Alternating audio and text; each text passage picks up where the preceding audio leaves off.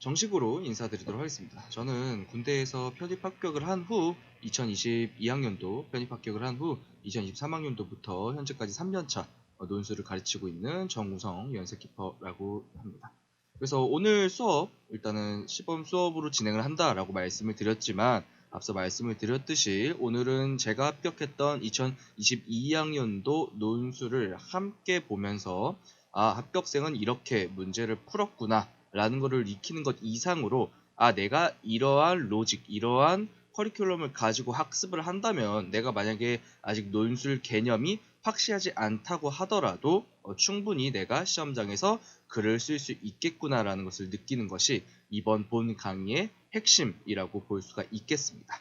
그래서 일단은 제가 안내 영상에서도 안내 문구에서도 잘 말씀드렸던 것처럼 저희가 이 편입 논술 공부를 하면서 총 8단계의 입장에서 공부를 하셔야 여러분들이 스스로가 이런 의식적인 연습을 해 주셔야지 실제로도 합격을 할 수 있다라고 먼저 말씀을 드리도록 할게요. 그래서 물론 카톡에서는 4가지 정도로 제가 알려드리긴 했지만 일단은 오늘 시작하기에 앞서서 8가지 전체를 다 말씀을 드리고 한번 시작을 해보도록 하겠습니다.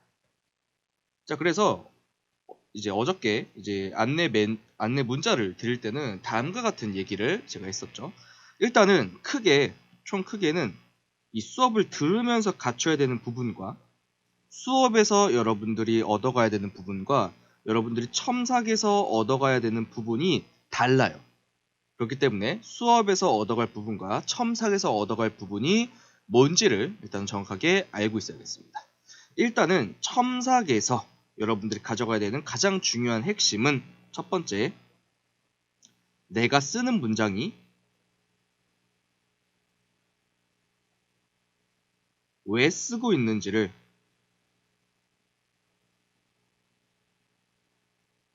알고 써야 한다.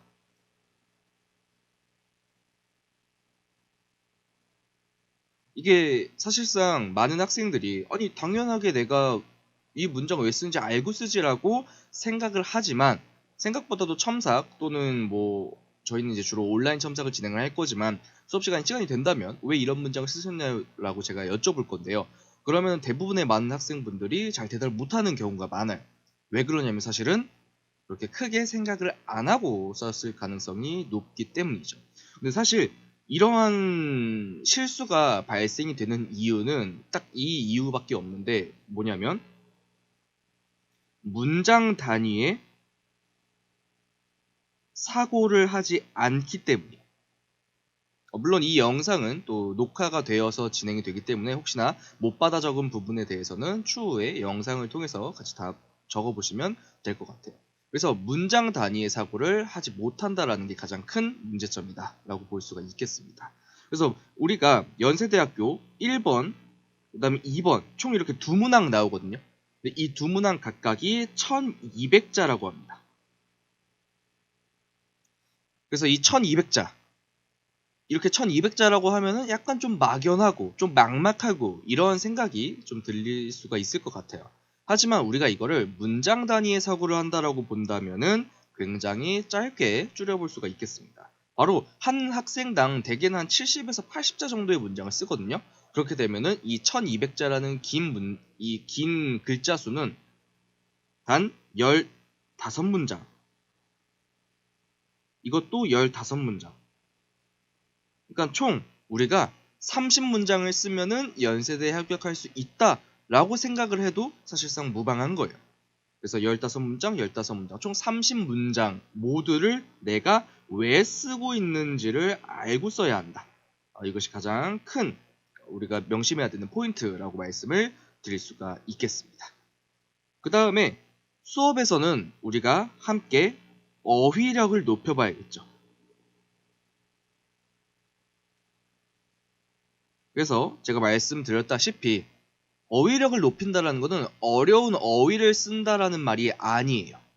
어휘력을 높인다는 것은 여러분들이 제시문을 읽을 때 맞이하게 되는 모든 단어가 A 또는 B 입장 중에 어디를 지지하는지를 확실하게 알 수 있을 때 이제 그때가 우리가 비로소 어휘가 높다라는 얘기를 할 수 있는 거예요.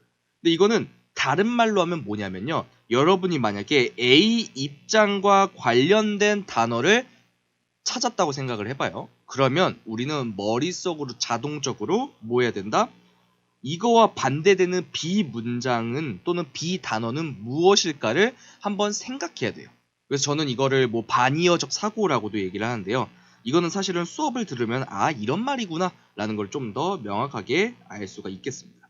일단은 반이어적 사고, 즉 우리는 제시문가라는 걸 볼 때도 끊임없이 머릿속에서 제시문가에는 이런 말이 나왔네? 그러면 제시문가와 반대되는 제시문나에는 이런 단어가 나올 거야 라고 상상을 한번 해보는 거예요.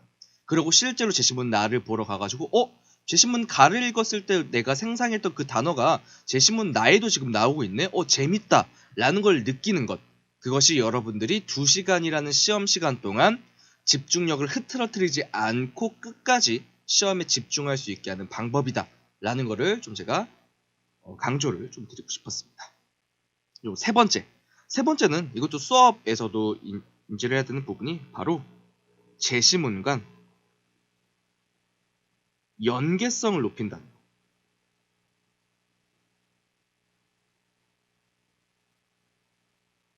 이것도 좀 말이 어렵긴 해도 이해를 하기엔 쉬운데요. 무슨 말이냐면은 우리가 많은 논술학원이 처음에 논술을 배우러 가면은 대부분 뭐부터 시작하죠? 제시문 한 개 요약 정도부터 시작을 해요. 그러니까 제시문 한 개를 제대로 요약하는 학생이 뭐 제시문 2개도 요약할 수 있고 3개도 요약할 수 있고 4개도 요약할 수 있다. 뭐 이런 말이 뭐 그 학원의 요지이긴 한데 저는 사실은 그렇게 생각을 하지는 않습니다. 우리가 항상 연습을 할 때는 항상 실전을 베이스로 두고 연습해야 되는데요. 저는 실전을 두고 연습을 하려면 무조건적으로 제시문 한 개를 이해할 때는 다른 제시문들을 모두 활용해서 이해하는 것.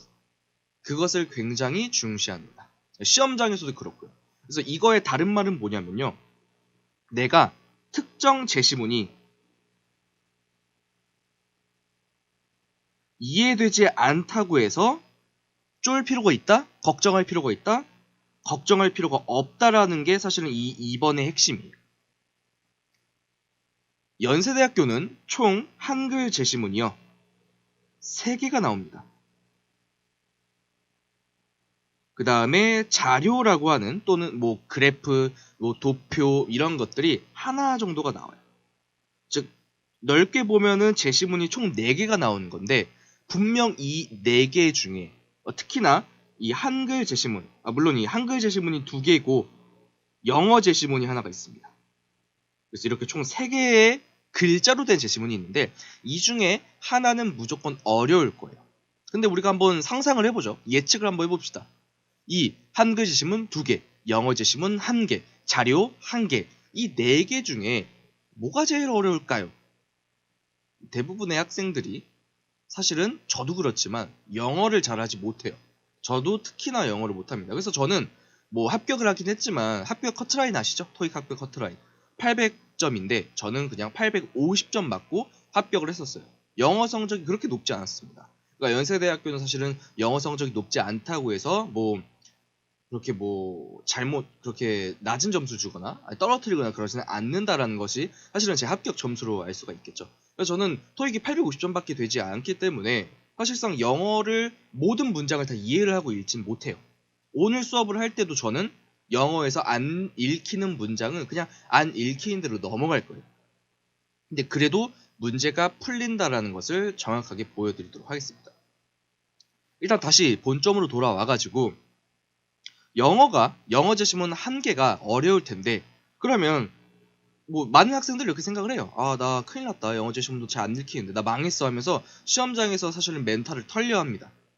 하지만 이 2번 제시문 간 연계성을 높인다라는 행동 강령을 명확하게 인지를 하고 계신다면은 이 영어 제시문 어떻게 이해하면 되죠? 한글 제시문 그 다음에 자료를 완벽하게 이해를 하고 영어 제시문을 이해를 하러 가면 돼요. 그러면 놀랍게도 영어 제시문이 뚝딱 이해가 됩니다. 그래서 그 부분을 명확하게 좀 인지를 하면서 영어 제시문 무조건 나옵니다. 연세대학교에서는 뭐 인문 논술을 보든 사회 논술을 보든 둘 다 무조건 영어 제시문이 나오지만 그 영어 제시문을 우리가 곧바로 읽으러 갈 필요는 없다. 한글 제시문과 자료를 모두 총체적으로 읽고 난 뒤에 들어가도 늦지 않다라는 말씀을 꼭 좀 드리고 싶습니다. 자, 세 번째. 자, 그래서 이렇게가 이제 네 번째죠. 네 번째는 또 첨삭에 대한 얘기인데요. 또 내가 한 문장에 몇 자 정도를 쓰는지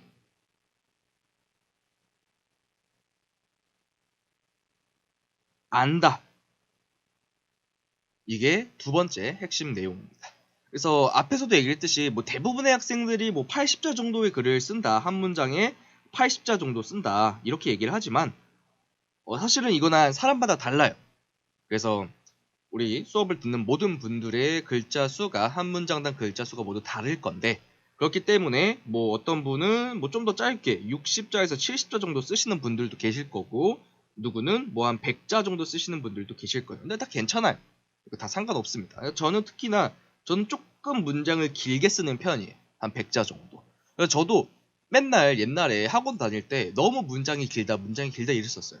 그래서 뭐 줄이고 옛날에 막 200자까지 쓰고 있었는데 줄이다 보니까 한 100자 정도가 제 호흡에 맞더라고요. 그러니까 여러분 각자가 가지고 있는 호흡이 있을 거예요.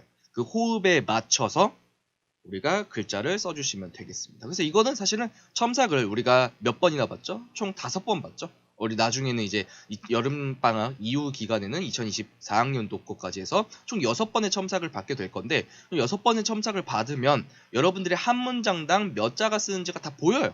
사실은. 그렇기 때문에 여러분들 스스로가 내가 한 문장에 한 60, 70자 정도 쓰는구나. 그러면 나는 연세대학교를 가려면 한 20문장 정도를 써야겠네. 한 문항당. 그리고 나는 100자 정도 쓰네. 난 좀 길게 쓰네. 라고 한다면 나는 한 문항당 12문장을 쓰면 되겠다. 라는 사고를 여러분들이 명확하게 가지고 계셔줘야 돼요. 그래야지만 우리가 논술을 볼 때 당황하지 않는다. 라는 거. 그래서 그렇게 좀 볼 수가 있겠습니다. 좀 이렇게 4가지가 이제 제가 카톡에서 안내를 해드렸던 내용이죠. 그럼 이제부터 우리가 오늘 수업을 통해서 배우고자 하는 나머지 4가지 행동 강령에 대해서도 한번 배워보도록 하겠습니다. 자, 총 5번째입니다. 5번째는 내가 자주 하는, 이것도 첨삭에 대한 내용인데요. 내가 자주 쓰는 조사, 접속사, 서술어 등이 무엇인지 안다. 그러니까 여러분들이 첨삭을 받을 때는 이 1, 2, 3을 정확하게 알고 글을 써야 한다라는 거예요. 그래서 여러분들이 아마 조사나 접속사나 서술어를 내가 어떤 거를 자주 쓰는지를 사실상 여러분들 잘 모르고 그동안 글을 썼을 거예요. 하지만 저한테 이제 논술을 배우신 분들은 모두 뭐 자기가 자주 쓰는 그런 어떤 조사, 접속사, 서술어 등을 명확하게 알고 그럼 이걸 왜 알아야 되느냐? 당연하겠지만 반복을 피하기 위함이에요.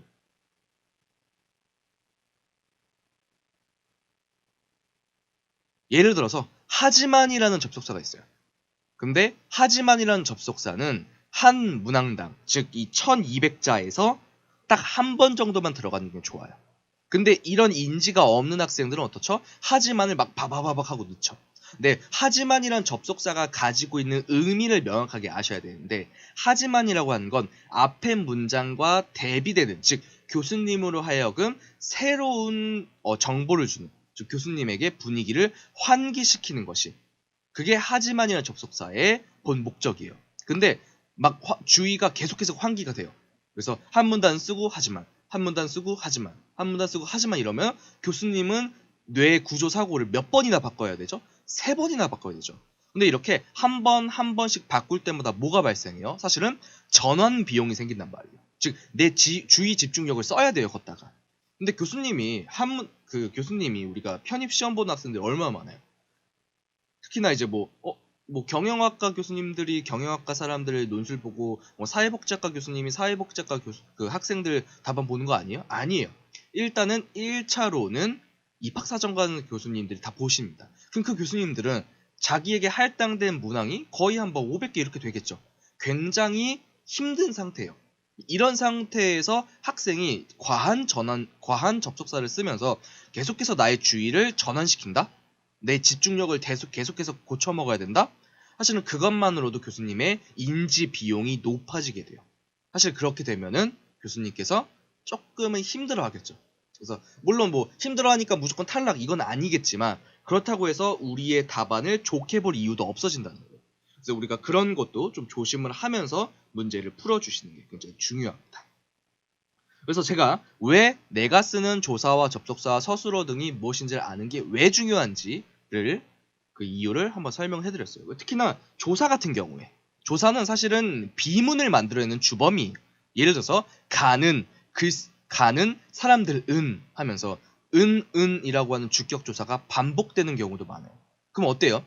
같은 조사가 반복되니까 어때요? 또 글이 재미가 없어지죠. 또는 글이 굉장히 속된 말로는 좀 짜친다. 즉 글이 조금 퀄리티가 낮아 보인다라는 생각을 교수님으로 하여금 하게끔 되는 거죠. 그래서 그거를 조심하기 위해서 우리는 조사, 접속사, 서술어가 무엇인지를 알아야 돼요. 특히나 서술어도 우리가 주장한다라는 서술어 있죠. 이 주장한다라는 서술어 역설한다, 강조한다, 명토 박는다까지 굉장히 동의어가 많단 말이에요. 근데 이런 인지 없이 그냥 주장한다만 쓰면은 이것도 글이 되게 재미가 없어지게 되는 주범이 되겠다 라는 말씀을 좀 우리가 드릴 수가 있겠습니다. 자, 이렇게 좀 볼 수가 있고요. 자, 다음은 수업에 대한 내용입니다. 우리가 수업을 내용을 보면서도 제가 제 명확한 커리큘럼, 제 행동 강령을 알려드릴 거예요. 그리고 여러분들은 꼭 연세대학교 편입 사회문제뿐만이 아니라 다른 저는 그래서 연세대학교 편입을 준비하시는 여러분들은 성균관대학교, 그 다음에 경희대학교 사회계열 이렇게 두 학교는 꼭 좀 보고 들어가라고 말씀을 좀 드리는 편이거든요. 아니면 성균관대학교랑 경희대학교가 좀 어렵다. 그러니까 대입논술 말씀드리는 거예요. 그 대입논술 좀 어렵다라고 하면 한국외대 사회계열 문제 이렇게 세 가지 정도는 연세대학교 편입을 준비하는 여러분들은 같이 준비를 하는 게 좀 좋긴 해요. 그래서 문제 같은 경우는 학교 홈페이지에 모두 있기 때문에 사실은 그리고 거기에는 명확한 모범 답안들도 다 있기 때문에 그걸 보면서 공부를 하실 수 있을 것 같습니다. 근데 핵심은 뭐냐면 제가 사실은 이따가 보면 발문 그리고 자료 그 다음에 제시문 그 다음 마지막으로 영어 제시문 이렇게 하나하나씩 읽어갈 건데 여러분들 스스로는 다음과 같은 생각을 해야 돼요. 다음에 어떤 내용이 나올지 상상이 된다. 이게 핵심이에요.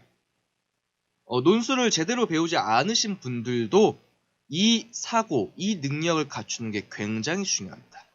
논술은 이 상상력이 굉장히 중요해요. 근데 상상력? 웬 갑자기 뚱땅지 같은 소리냐? 라고 얘기를 하실 수가 있겠지만 이 상상이라고 하는 게 거창한 게 아니에요. 이 상상이라는 말은 다른 얘기로 하면 예측 정도로도 말씀을 드릴 수가 있겠습니다. 그러니까 다음에 무슨 내용이 나올지를 끊임없이 예측하는 거예요. 그럼 이렇게 꼭 질문하는 학생들이 있어요. 선생님, 그거 틀리면 어떡해요? 라고 얘기를 할 수 있죠. 그럼 틀리면 오히려 좋아하고 넘어가는 거예요. 틀렸어? 이 저자는 이런 식으로 글을 쓰려고 했구나. 오케이, 나 알겠어. 내가 좀 내 마음을 한번 고쳐볼게. 라고 생각을 하는 거죠. 그러니까 오히려 그냥 뇌를 빼고 글을 쭉 읽는 것보다 이렇게 계속 다음에 무슨 내용이 나올지 예측을 하고 상상을 하고 다음 내용을 보고 근데 다음 내용을 봤더니만 진짜 내가 상상했던 그 내용이 맞네? 하면서 재미도 느끼고 이런 과정을 끊임없이 해야 우리가 2시간이라는 시간 동안 집중력이 흐트러지지가 않아요. 근데 우리가 이런 상상을 안 하면서 글을 읽으면 어떻게 된다? 이제는 그 빈틈에 다른 생각들이 막 들어와요. 예를 들어서 오늘 저녁에 뭐 먹을까? 진짜 이런 생각을 듭니다. 아니면 나 이거 떨어지면 어떡하지? 나 이거 잘못 쓰면 어떡하지? 이런 불안도 사실은 글을 망치는 핵심 주범이에요. 우리가 시험 보기 전까지는 불안감에 막 떨겠지만 막상 시험지를 받고 펜을 드는 순간 우리는 그 불안감이라는 걸 단 한 번도 생각해서는 안 돼요. 그걸 생각을 해버리면 그때부터는 굉장히 사실은 불안감을 느끼면 어떻게 하겠어요? 대부분의 학생들이. 대부분의 학생들은 되게 겁을 먹으면서 소극적으로 독해를 하겠죠. 그럼 소극적으로 글을 쓰는 학생들, 소극적으로 글을 쓰는 학생들 대부분 어떻게 글을 쓴다? 제시문을 그냥 있는 그대로 나열하는 거예요. 그런 학생들이 정말 정말 많습니다. 그래서 우리가 그런 거를 피하기 위해서라도 우리는 끊임없이 다른 사고들이 우리의 머릿속으로 들어오지 않게끔 다음에 어떤 내용이 나올지를 상상하면서 글을 읽어주셔야 돼요. 그래서 저는 사실은 연계성을 높이는 것과 상상을 한다. 이 두 가지가 제 수업을 듣는, 그리고 제 수업을 듣고 난 이후에 여러분들이 혼자를 공부하실 때 핵심적으로 인지해야 되는 부분이라고 저는 말씀을 좀 드리고 싶습니다. 그래서 이거 두 가지는 오늘은 무조건 이거 두 가지는 가지고 가고, 그 다음에 수업을 들을 때도, 그러니까 이거를 적어 놓은 다음에 어디 한편에다가 붙여놔요. 뭐 책상이 됐든 어디가 됐든 붙여놓은 다음에 수업을 들으면서 이 제가 말씀드린 이 행동 강령들, 이 하나 둘 셋 이 세 가지 행동 강령들이 모두 지켜지는지를 명확하게 인지를 하고 수업을 들으면 조금 더 메타 인지가 가능할 거예요. 그리고 이렇게 메타 인지를 바탕으로 수업을 들으시는 여러분들은 다른 분들에 비해서 더 효율적인 시간 안에 더 집약적으로 제가 드리는 내용 정보들을 학습하실 수가 있다라고 저는 감히 말씀을 좀 드릴 수 있을 것 같습니다. 자, 그 다음에 3번과 조금 비슷한 내용이긴 한데요. 4번. 교수님이 어떤 의도로 문제를 냈는지 보이기 시작한다.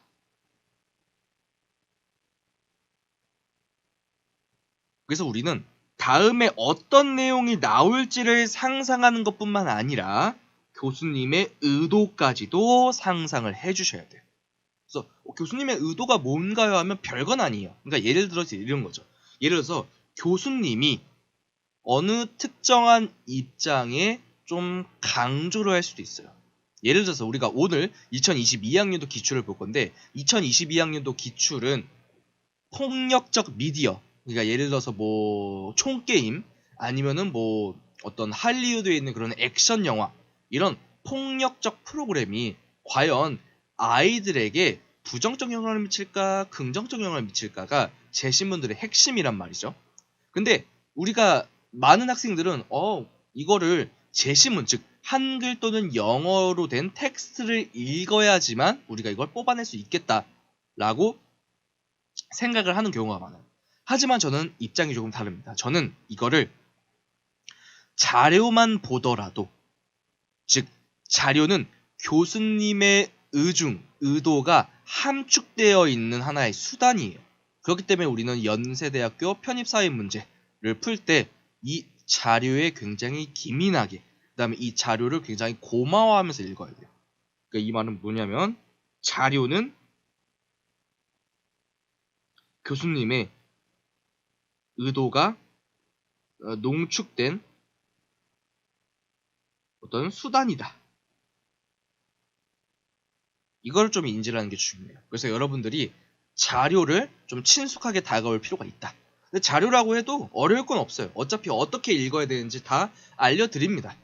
그리고 이 자료도 사실은 뭐 연계성을 바탕으로 읽을 수가 있어요. 이것도 조금 이따가 제가 좀 말씀을 드리도록 할게요. 그러니까 왜냐면 특히나 요즘 연세대학교는 자료가 하나 나오지 않습니다. 2개에서 3개 정도 나와요. 그러면 이것도 각각의 뭐가 될 수 있는 거죠? 이것도 사실은 각각의 제시문이 될 수 있는 거거든요. 그래서 이 3개가 되는 자료가 각각 어떤 연계가 되는지를 이해하는 것만으로도 우리는 자료를 충분하게 이해를 할 수가 있습니다. 그리고 왜 제가 자료는 교수님의 의도가 농축된 수단이다라고 얘기를 하는 이유가 무엇 때문이냐면 이 자료 실제로 교수님이 대학 학부 또는 대학 박사 과정에서 작성했던 자료를 가지고 오시는 경우도 특히나 많아요. 특히 2012학년도 연세대학교가 편입논술을 처음 시작한 2012학년도 문제는 실제로 출제 교수님이 박사학위 논문에 작성했던 자료가 출제가 됐었어요, 문제. 그러니까 즉 이 말은 뭐죠? 교수님이 자료에 대해서 굉장한 자부심과 애정을 가지고 있다는 거예요. 야, 나 이 자료 만들었기 때문에 내가 지금 이 연세대학교에서 교수하고 있는 거야 라고 굉장히 프라이드가 강력한 자료를 냅니다. 그렇기 때문에 이 자료를 대충 읽거나 아니면 자료를 왜곡하거나 아니면 이 자료를 무시하거나 하는 학생들에 대해서는 교수님 스스로는 너 지금 나 무시하는 거야? 라고도 지금 들릴 수가 있을 정도로 그 정도로 자료에는 교수님의 의중이 함축적으로 들어가 있다. 교수님의 모든 것이 들어가 있다라고 인지를 해도 좀 문제가 없다라고 말씀을 드릴 수 있을 것 같아요. 그렇기 때문에 사실은 계속해서 오늘 가져가야 되는 게 되게 많아요라고 얘기를 드리고 있어서 좀 죄송하긴 한데 일단은 오늘은 이 세 가지 정도는 무조건적으로 좀 외워 가셔야 된다는 거. 그렇기 때문에 우리의 수업도 총 이 세 가지를 중점으로 가져갈 거예요. 그래서 수업을 들을 때는 이 세 가지를 중점으로 한번 보자. 그 다음에 첨삭을 할 때는 이 세 가지를 중점으로 보자. 라고 볼 수가 있겠습니다. 그 다음에 우리가 모든 수업을 듣고 나면 마지막 이거는 사실은 수업을 들을 때가 아니라 이 수업을 모두 다 듣고 여러분들 스스로에게 질문할 수 있어야 돼요. 다음과 같이요. 바로 숨 쉬듯 절차에 맞춰 문제를 풀고 있는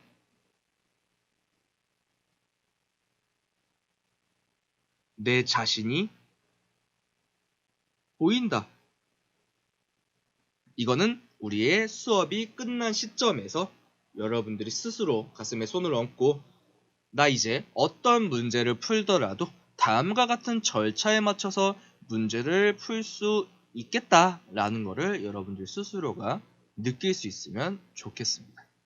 그래서 당연하게도 우리가 연세대학교 편입 총 6개년도를 볼 거고 사실은 편입 우리가 이렇게 빨리 시작을 했기 때문에 사실상 우리 경쟁자들에 비해서 압도적으로 앞서 나가긴 해요. 대부분의 경쟁자들 당연하겠지만 여름방학부터 시작하거든요. 1학기는 또 학점 관리하느라 바쁘고 이러니까. 하지만 그렇기 때문에 우리는 그 경쟁자보다 한 발이라도 더 앞서 나가기 위해서는 끊임없이 연습을 해주는 게 중요한데 그 연습할 때 제가 앞에서도 얘기를 드렸죠. 연습할 때 물론 연세대학교 저는 제가 합격을 시켰던 분들한테는 연세대학교 편입사회 문제 있죠.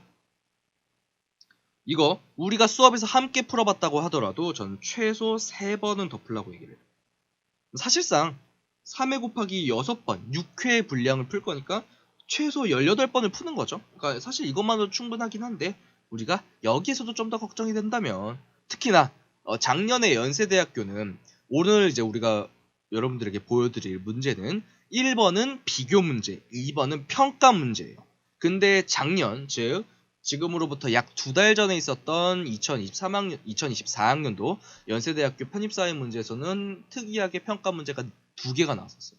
1번도 평가, 2번도 평가였어요. 그러니까 약간의 출제 경향이 달라지긴 했지만 저는 올해가 사실은 연세대학교 교수님이 좀 과도기적인 성격을 한번 실험을 해봤다라고 생각이 들고요. 만약에 이렇게 평가 문제 2개를 내는 게 만족스럽다라고 느낀다면 올해에도 평가 문제를 낼 거고요. 평가 문제 2개를 낼 거고 아니면 원래 그랬듯이 연세대학교 편입사회에서는 1번은 전통적으로 비교 문제를 냈고요. 2번은 전통적으로 평가 문제를 냈으니 원래 다시 이 컨셉으로 돌아올 거다라고 인지를 해주시면 좋을 것 같습니다. 그래서 우리가 핵심은 뭐냐면 우리가 일단은 비교와 평가를 둘 다 연습할 거다라는 말씀입니다. 그래서 비교와 평가를 둘 다 연습할 것이기 때문에 물론 선생님 작년에는 평가 2문제 나왔으니까 평가에만 내립다 다 해야 되는 거 아니에요? 라고 말씀을 해주시는 분들도 있을 수 있겠지만 혹시나 몰라요. 연세대는 원래 비교 문제를 사랑하는 학교였습니다. 근데 비교에서 우리가 그러면은 배우고자 하는 핵심은 뭘까요? 저는 그거를 객관적인 사고 또는 중립적인 사고라고 생각을 합니다. 즉 학생으로 하여금 이런 객관적인 사고를 할 수 있는 능력이 충분한가? 충분하지 않은가? 이거를 명확하게 인지를 하고 답안을 쓸 수 있는 학생인가? 아닌가를 비교해서 알아봐야 되기 때문에 교수님으로 하여금 비교 문제를 안 낼 이유가 없다. 그래서 그럼 왜 그동안 비교 문제 내오다가 왜 갑자기 비교 문제를 안 내기 시작했나요? 라고 한다면 제 생각에는 비교 문제를 안 내기 시작한 그 이유는 당연하게도 학생들이 잘 못 쓰니까 즉 학생들로 하여금 이런 객관적인 사고가 능력이 굉장히 부족하다라는 것을 교수님에게 좀 실망을 안겨드렸기 때문에 그러지 않았을까라고 저는 좀 개인적으로 생각을 합니다. 그래서 이 부분을 한번 우리가 인지를 하고 문제를 풀고 첨삭을 본다면 여러분들의 글쓰기 실력은 점점 더 빠르게 증가를 할 거다. 이렇게 좀 말씀을 드릴 수 있겠습니다. 자, 그럼 이렇게까지 해서 우리가 총 8가지의 행동 강령을 가지고 우리가 올해 12월에 있을 연세대학교 편입 사회문제, 사회 논술까지 달려나간다면 앞으로 우리에게 있는 10개월을 이렇게 보낸다면 여러분들은 분명하게 합격을 할 수 있다라고 저는 강하게 말씀드릴 수 있을 것 같습니다. 저도 이렇게 합격을 했고요. 제가 그동안 합격시켰던 학생분들도 이렇게 합격을 했고요. 그렇기 때문에 저는 이 8가지의 행동강령, 그리고 사실 행동강령이 더 많으면 사실 머리가 더 아프겠죠. 그러니까 수업에서는 총 4가지, 첨삭에서는 총 3가지, 그 다음에 수업과 첨삭을 모두 받고 난 이후에 나는 8번째처럼 생각을 하고 있는가를 우리가 분명하게 명심을 하면서 앞으로도 글을 계속해서 읽어주셨으면 좋겠습니다. 그래서 우리 수업 끝나면요, 여러분들이 혹시나 나 좀 연습량이 부족한 것 같아, 나 좀 더 하고 싶어 라고 한다면 저는 당당하게 성균관대, 물론 성균관대가 인문 1, 2, 3 이렇게 3가지가 있는데요, 상관없습니다. 1, 2, 3 모두 뭐가 포함되어 있다? 다 자료가 포함되어 있거든요. 제가 대입 논술 중에 여러분들에게 좋다라고 얘기를 드리는 논술들의 특징을 좀 알아보시면 좋을 것 같습니다. 하나는 경희대 사회계열. 이것도 당연하게 뭐가 있겠어요? 자료가 있겠죠. 그 다음에 이것도 어렵다. 한국외대. 얘도 사회. 얘도 당연히 뭐가 있다? 자료가 있다.